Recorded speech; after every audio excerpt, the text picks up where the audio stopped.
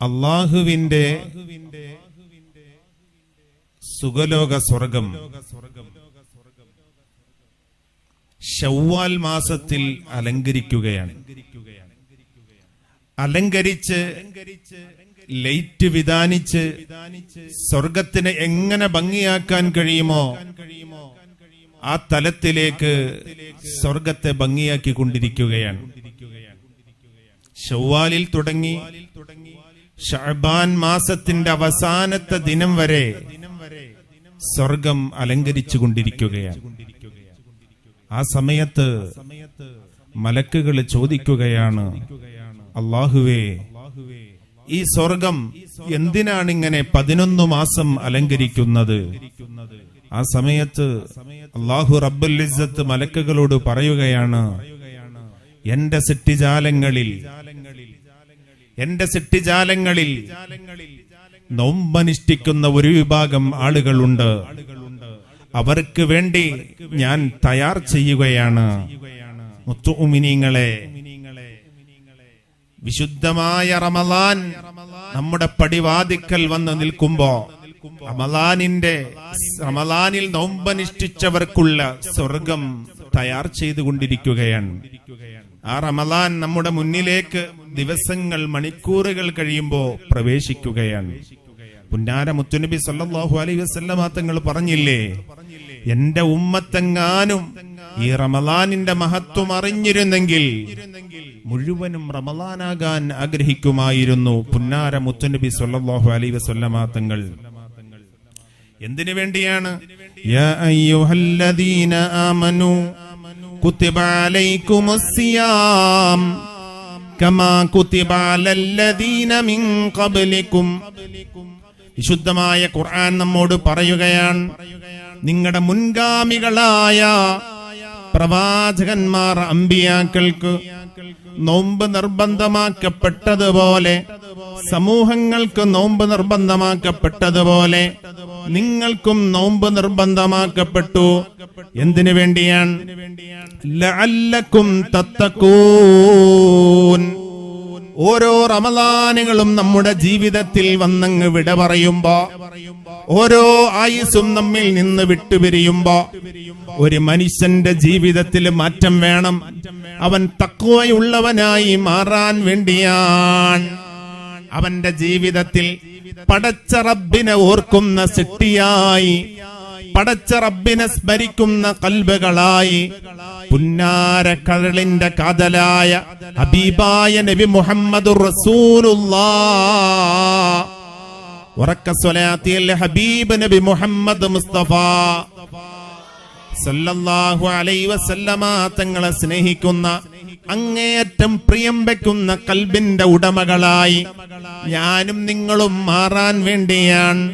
അതാണ് പുന്നാര തങ്ങൾ പറഞ്ഞത്, ജന്നത്തുൻ മുസ്താഖത്തുൻ ഇലാ അർബഅതി നഫരിൻ. സ്വർഗം വല്ലാതെ ആഗ്രഹിക്കുന്ന, വല്ലാതെ പ്രിയം വെക്കുന്ന 4 വിഭാഗം ആളുകളുണ്ട്. ആ ഒന്നാമത്തെ വിഭാഗം തന്നെ തആലിൽ ഖുർആൻ. ഖുർആൻ ഓതുന്ന മനുഷ്യനെ സ്വർഗം ആഗ്രഹിക്കുന്നു. ഞാനും നിങ്ങളും ഒരു ദിവസം എത്ര ജുസ്ആ ഖുർആൻ ഓതുന്നത്? കഴിഞ്ഞ റമളാനിൽ ഖുർആൻ ഓതി വെച്ചത് ഇനി അടുത്ത റമളാനിലല്ലേ നാം ഓതാൻ തയ്യാറാകുന്നത്? പോരാ, ഖുർആനിനോടുള്ള ബന്ധം വേണം. ഖുർആൻ നെഞ്ചോട് ചേർത്ത് വെക്കല് പുണ്യമാണ്. ഖുർആനിനെ ചുംബിക്കല് പുണ്യമാണ്. ഖുർആനിന്റെ ഓരോ അക്ഷരങ്ങളിലേക്ക് നോക്കല് പുണ്യമാണ്. അത് ഈമാൻ വർദ്ധിക്കാൻ കാരണമാണ്. പുന്നാര തങ്ങളവിടെ നിന്ന് പറയുകയാണ്, ഹാഫിളുൽ ലിസാൻ, നിന്റെ നാവിനെ സൂക്ഷിക്കൽ. നിന്റെ നാവിനെ കളവ് പറയലിനെ തൊട്ട്, ഏക്ഷണിയെ തൊട്ട്, മറ്റുള്ളവൻ ഇഷ്ടപ്പെടാത്ത സംസാരങ്ങളെ തൊട്ട് നിന്റെ നാവിനെ സൂക്ഷിക്കുന്നവന് സ്വർഗം ആഗ്രഹിക്കുന്നു. നബി മുഹമ്മദുർ റസൂലുള്ളാഹ് സ്വല്ലല്ലാഹു അലൈഹി വസല്ലമ തങ്ങൾ പറയുകയാണ്. പിന്നെ തങ്ങൾ അവിടെ നിന്ന് പറയുന്നു, മുത്ഈമുൽ ജിഹാൻ, പാവങ്ങളില്ലയോ, പട്ടിണി കിടക്കുന്നവരില്ലേ, ദാരിദ്ര്യത്തിൽ ജീവിക്കുന്നവരില്ലേ, ഒരു നേരത്തെ നോമ്പ് തുറക്കാൻ ഭംഗിയായി ഭക്ഷണം കഴിക്കാൻ കഴിയാത്തവരില്ലേ, തങ്ങളവിടെ നിന്ന് പറയുകയാണ്, അങ്ങനെയുള്ളവരെ നിങ്ങൾ നോമ്പ് തുറപ്പിച്ചാൽ, സാധുക്കളെ സംരക്ഷിച്ചാൽ അവരെ സ്വർഗം വല്ലാതെ ഇഷ്ടപ്പെടുന്നു എന്ന് നബി മുഹമ്മദ് മുസ്തഫ തങ്ങളവിടെ നിന്ന് നാലാമത് പറയുന്ന വിഭാഗം സൗമു റമളാൻ, പുണ്യത്തിന്റെ പവിത്രതകളുടെ കലവറയായ റമളാൻ. ഒരു സെക്കൻഡിന് അല്ലാഹു റബ്ബുൽ ഇസ്സത്ത് മഹത്വം ഏറ്റി നൽകിയ റമളാൻ. ഈ റമളാനിൽ പുണ്യമായ ദിവസങ്ങളിൽ നോമ്പനുഷ്ഠിച്ച് രാത്രി സമയങ്ങളിൽ ഖുർആനോദി റബ്ബിലേക്ക് അടുക്കുന്ന ഏതൊരു മുഅ്മിനുണ്ടോ അവന് സ്വർഗം തയ്യാറാണ്. നബി മുഹമ്മദുർ റസൂലുള്ളാഹ്. മുത്തുമിനീങ്ങളെ, കഴിഞ്ഞ റമളാനിൽ നമ്മോടൊത്ത് ജീവിച്ചവർ പലരും ഖബറിലല്ലേ. നമ്മുടെ വാപ്പമാര് പലരും മരണപ്പെട്ടു പോയിട്ടുണ്ട്, നമ്മുടെ ഉസ്താദുമാര് പലരും മരണപ്പെട്ടു പോയിട്ടുണ്ട്, നമ്മുടെ കൂട്ടുകുടുംബങ്ങളിൽ നിന്ന് പലരും മരണപ്പെട്ടു പോയിട്ടുണ്ട്. ഞാനും നിങ്ങളും മരിക്കുമല്ലോ. എന്നാൽ മരണത്തിന് വേണ്ടി നാം എന്താ ചെയ്തു വെച്ചിട്ടുള്ളത്? എന്തൊരു അമല നമ്മുടെ കയ്യിലുള്ളത്? എന്നാൽ പ്രിയമുള്ള മുത്തുമിനീങ്ങളെ, ഇമാം മുസ്ലിം റളിയല്ലാഹു അൻ, ഇമാം ബുഖാരി റളിയല്ലാഹു അൻ, അവരുടെയൊക്കെ ഉസ്താദായ റിബഈ ഇബ്നു ഖറാസ് റളിയല്ലാഹു അൻഹു എന്ന് പറയുന്ന വലിയൊരു മഹാനുണ്ട്.